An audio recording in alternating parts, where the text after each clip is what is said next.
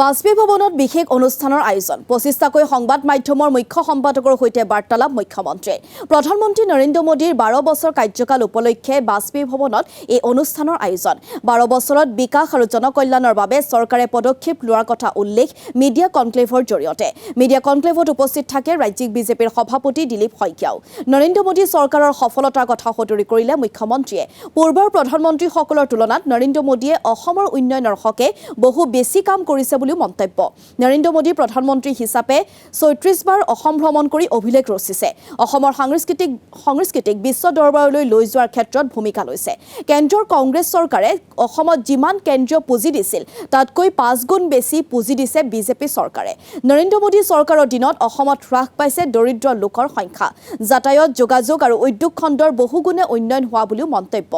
অসম চুক্তিক লৈও বিশেষ মন্তব্য মুখ্যমন্ত্ৰীৰ অসম চুক্তিত অসম বাংলাদেশ সীমান্তৰ আটাইকেইখন ৰাজ্যতেই কাইটিয়া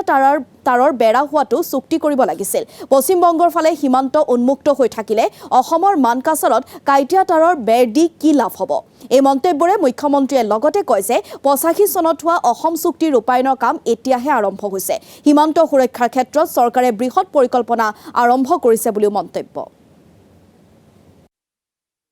যে যোৱা ১২টা বছৰ তেখেতে অসমৰ এগৰাকী হিতৈষী ৰূপে আমাক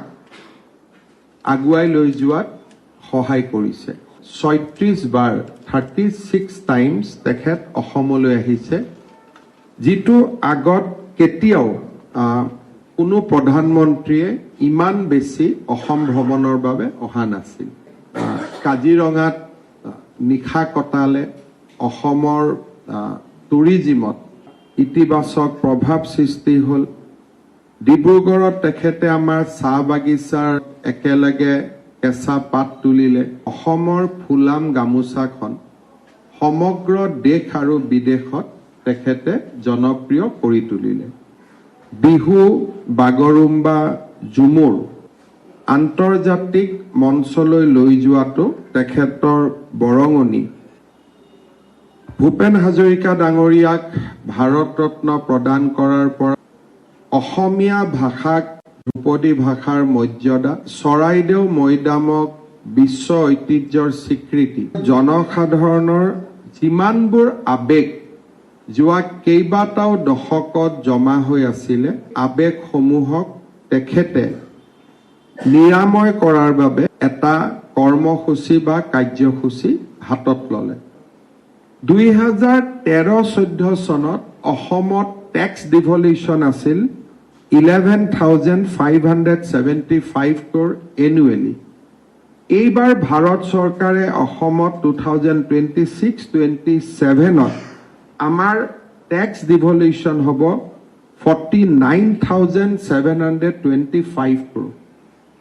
অনলি ডিভলিউশ্যন অফ টেক্সত আমি ৫০,০০০ কোটি টকা এই বছৰ ভাৰত চৰকাৰৰ পৰা পাম এই লেভেলৰ ফাইনেন্সিয়েল ছাপোৰ্ট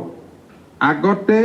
কোনো চৰকাৰে কেতিয়াও পোৱা নাছিল যে যোৱা ১২টা